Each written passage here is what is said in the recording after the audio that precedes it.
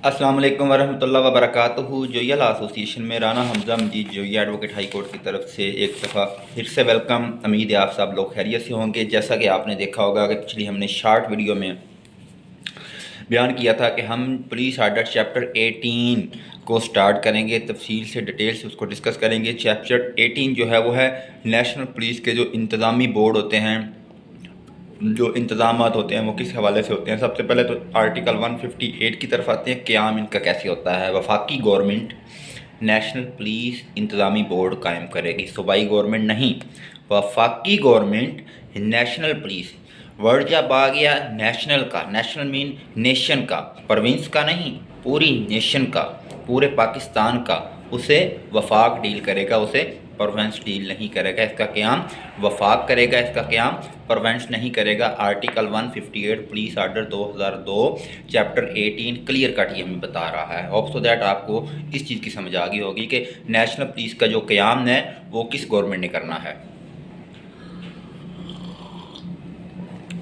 आगे चलते हैं। आर्टिकल 159 नेशनल पुलिस इंतज़ामी बोर्ड अमला जात पुलिस और फेडरल लॉ इन्फोर्समेंट एजेंसियों के मंदरजा दैल सरबराहान पर मुश्तमिल होगी। ज़ाहिर सी बात है, जो नेशनल पुलिस होगी उसके अफसरान भी तो कोई होंगे, एजेंसियाँ, ETC अदारे। क्लास ए पंजाब सिंध सरहद बलोचिस्तान के सूबाई अफसरान, पुलिस अफसरान।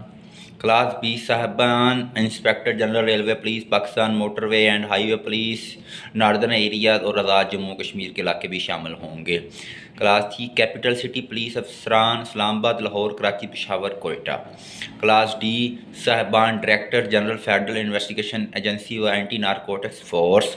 क्लास ई साहबान कमांडेंट नेशनल पुलिस अकेडमी व फ्रंटियर कंस्टेबलरी।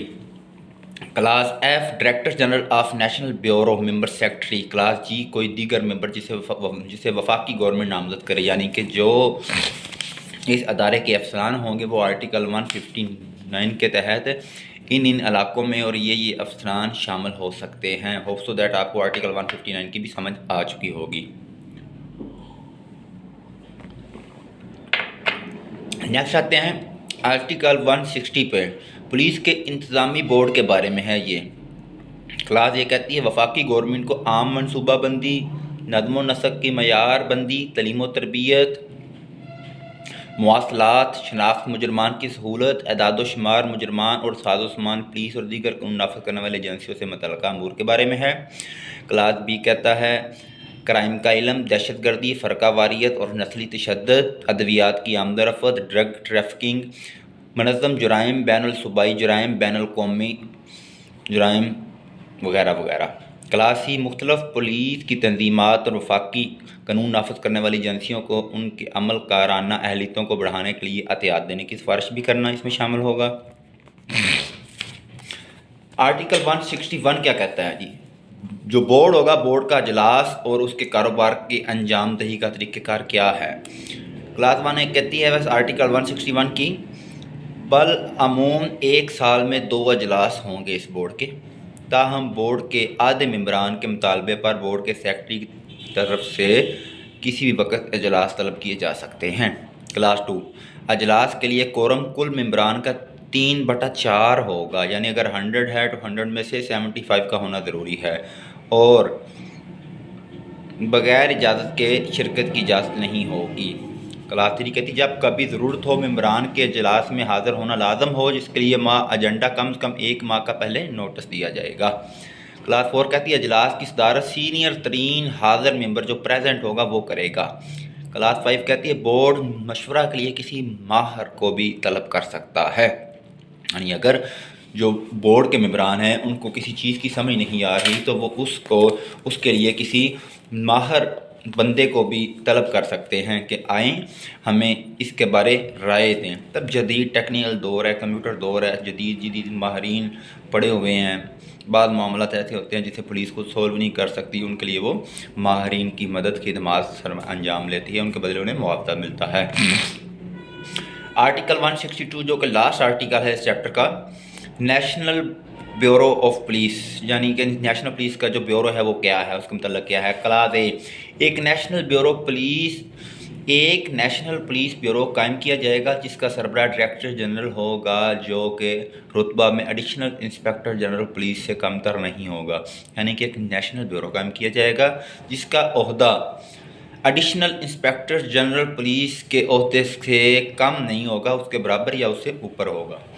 کلاس 2 کہتی ہے national police bureau national public safety commission اور نیشنل پولیس انتظامی بورڈ کے مستقل سیکریٹریٹ کے طور پر کام کرے گا، یعنی کہ اس کا وہ مستقل ممبر بن جائے گا۔